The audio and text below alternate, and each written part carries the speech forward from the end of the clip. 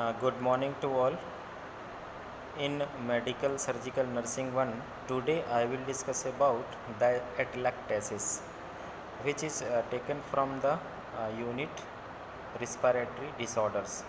So, what are the atelectasis? What are the definition? What are the etiology and pathophysiology? आज इसके बारे में हम डिस्कस करेंगे. So, first I will discuss about the definition. So, what are the definition of the atelectasis? A portion of the lungs does not expand completely, decreasing the lungs capacity to exchange gases, known as the atelectasis.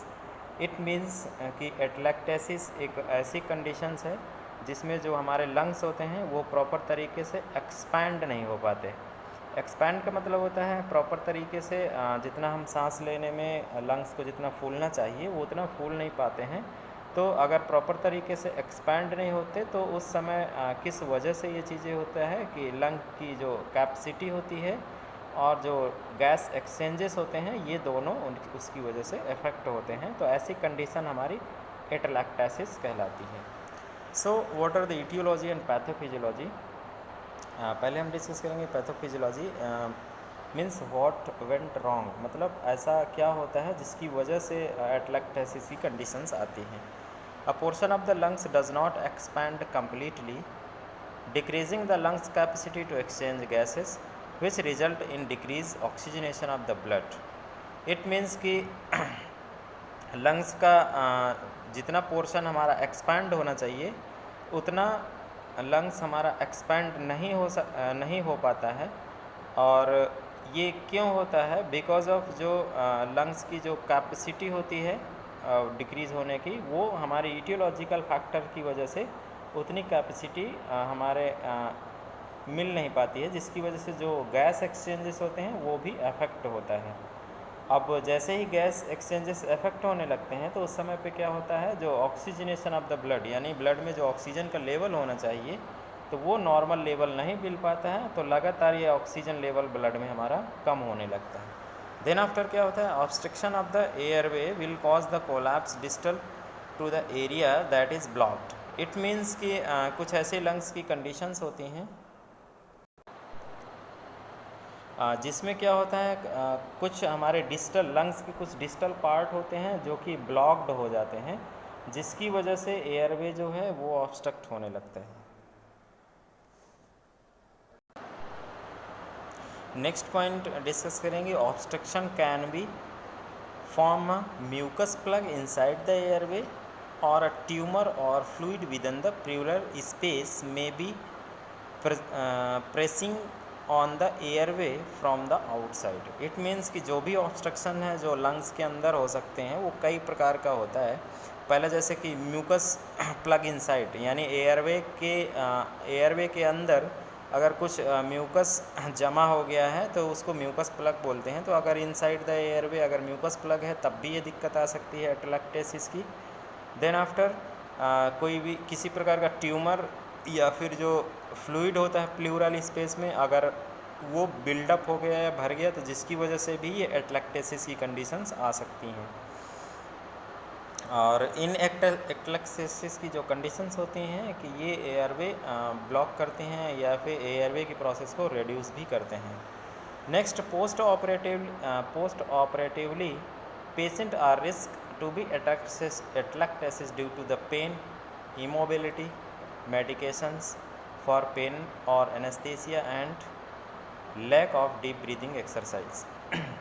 अगर किसी patient का major operation हुआ है तो major operation होने के बाद भी जो एटेलैक्टासिस के जो रिस्क होते हैं वो ज़्यादा होते हैं बिकॉज ऑफ ड्यू टू दो पेन यानी बहुत ज़्यादा दर्द होगा, इमोबिलिटी यानी बिल्कुल भी जो चलने फिरने की जो प्रोसेस होती है वो बहुत कम हो जाती है जिसकी वजह से एटेलैक्टासिस हो सकता है.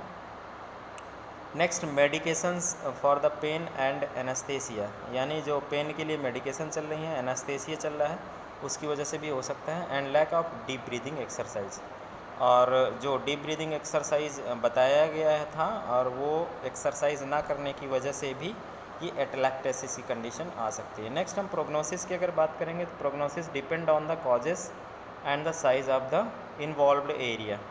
यानी जो प्रोग्नोसिस होता है तो वो हमारे कॉजेस पे डिपेंड करता है कि एटलैक्टेसिस का जो मेन कॉजेस किस वजह से हो सकता है, और size of the involve area यानी लंग्स का कितना एरिया इन्वॉल्व है, ये प्रोग्नोसिस होने पे डिपेंड करेगा। नेक्स्ट हम साइन एंड सिम्टम्स की बात करेंगे। तो साइन एंड सिम्टम्स में फर्स्ट होगा डिफ़िकल्टी इन ब्रीदिंग। ये लगभग मैंने सभी में रिस्पिरेटरी डिसऑर्डर्स में बताया है। तो डिस्निया होता है, तो डिस्निया डिफ़िकल्टी इन ब्रीदिंग ये जो मेन साइन एंड सिम्टम्स होगा, और ये होगा क्यों? Due to the lack of expansion of the part of the lungs. Lungs का जो प्रॉपर एक्सपेंशन है वो हो नहीं पाएगा, जिसकी वजह से डिस्निया की प्रॉब्लम्स आएंगी। Next anxiety due to the decrease in oxygenation.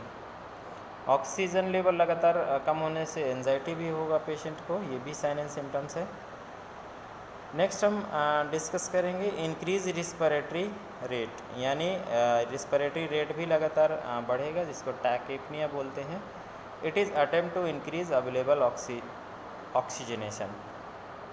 और ये जो इंक्रीज रिस्पिरेशन रेट होगा वो बिकॉज ऑफ जो हमारे कार्बन डाइऑक्साइड की लेवल बढ़ने लगेगी और ऑक्सीजन हमारे ब्लड में कम होने लगती है, जिसकी वजह से ये जो हमारा इंक्रीज रिस्पिरेशन रेट है वो फाउंड होता है। Next heart rate above the 100 हो जाएगी beat per minute as a body try to increase available oxygen. हमारी जो बॉडी में डिफेंस मैकेनिज्म होता है, जिसकी वजह से हमारा जो बॉडी होगा तो हमारा अवेलेबल ऑक्सीजन को इंक्रीज़ करने की कोशिश करेगा, जिसकी वजह से हार्ट रेट बढ़ जाएगी। नेक्स्ट स्वेटिंग भी होगा, जिसको डायफोरोसिस बोलते हैं, as a result of increase work of the respiration. तो जो रिस्पिरेशन रेट होगा वो बढ़ेगा, इंक्रीज वर्क बढ़ेगा, जिसकी वजह से स्वेटिंग होगी।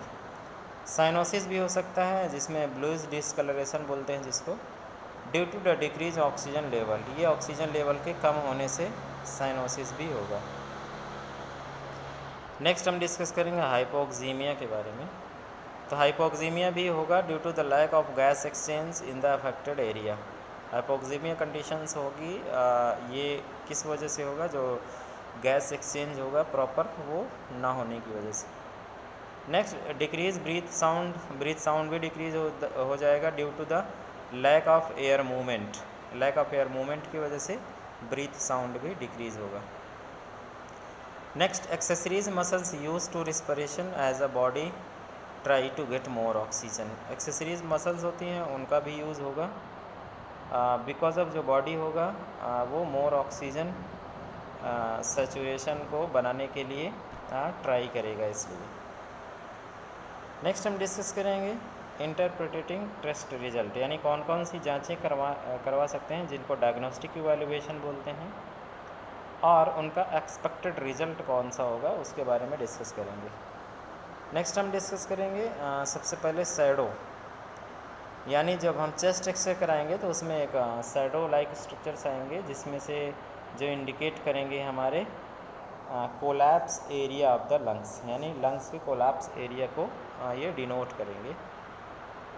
The airless state in this area of the lungs create a more dense appearance on the x-ray, यानी एक्सरे जब देखेंगे तो जो एयरलेस स्ट्रक्चर्स होंगे वो मोर डेंस दिखाई देंगे, और जो हमारे कोलैप्स एरिया होंगे वो शैडो रूप में दिखाई देंगे। तो ये हम सबसे पहले चेस्ट एक्सरे करा सकते हैं, जिसमें से ये एक्सपेक्टेड रिजल्ट यही हो सकते हैं। नेक्स्ट हम सीटी स्कैन करा सकते हैं। CT scan will show an area of the atelectasis. Atelectasis में जो सीटी स्कैन है तो उससे कितना एरिया में अफेक्टेड हुआ है उसको हम सीन कर सकते हैं। नेक्स्ट हम ट्रीटमेंट के बारे में बात करेंगे। Treatment is focused on the reinflation of the involve area of the lungs, removing the cause of the obstruction and the delivery of adequate oxygen. The content of the treatment depend on the area of the lung involved in the causes. यानी treatment depend करेगा कि causes कौन सा है और causes के अलावा जो साइन एंड सिम्टम्स है वो कौन कौन से आ रहे हैं। इट मीन्स कि अगर कुछ ऑब्स्ट्रक्शंस है तो उसको रिमूव किया जाएगा और एडिक्वेट ऑक्सीजन डिलीवर की जाएगी, और इसके अलावा कुछ पॉजिटिव एजेंट्स होंगे जिनकी वजह से हो सकता है, रिस्पिरेटरी इन्फेक्शंस हैं जिनकी वजह से हो सकता है, तो इनका ट्रीटमेंट अलग अलग हम सिम्टोमेटिक करेंगे। इनमें से अगर कि पेशेंट को डिस्निया हो रहा है तो उसमें एडमिनिस्टर ऑक्सीजन कंडीशन दे सकते हैं, यानी जो हमारा ऑक्सीजन है उसको एडमिनिस्टर करेंगे। Next, administer mucolytic to help loosing the secretions.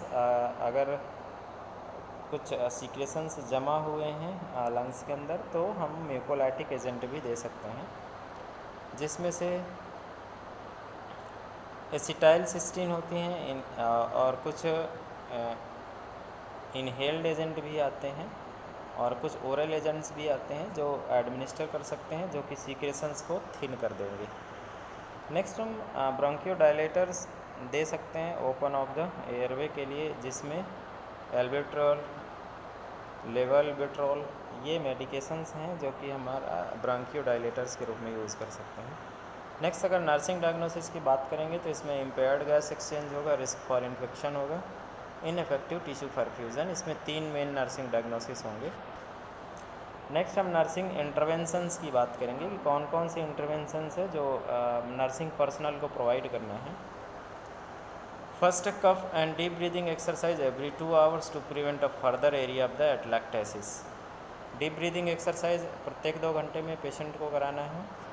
Then after, instruct the patient to use a incentive spirometer every 2 hours to encourage deep breathing and monitor progress को monitor करते रहना लगातार, और साथ में जो इंसेंटिव स्पायरोमीटर है वो प्रत्येक 2 घंटे में यूज़ करने के लिए पेशेंट को बोलना है। नेक्स्ट, पेशेंट को ह्यूमिडिफाइड एयर यानी ड्राई एयर नहीं देना, उसको ह्यूमिडिफाई एयर प्रोवाइड कराना है। नेक्स्ट, मॉनिटर ब्रीथ साउंड, यानी ब्रीथ जो साउंड होगा उसको लगातार मॉनिटर करते रहना है। अगर कुछ एबनॉर्मलिटीज़ हैं तो इसको तुरंत रिपोर्ट करना है।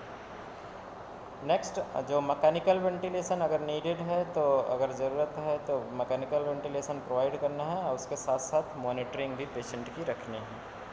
नेक्स्ट, हम डिस्कस करेंगे एक्सप्लेन टू द पेशेंट, यानी पेशेंट को कुछ चीज़ें एक्सप्लेन करना है। How to perform coughing and deep breathing exercise, ये पेशेंट को इंश्योर करना है कि उसको ये चीज़ें बता दी जाएँ।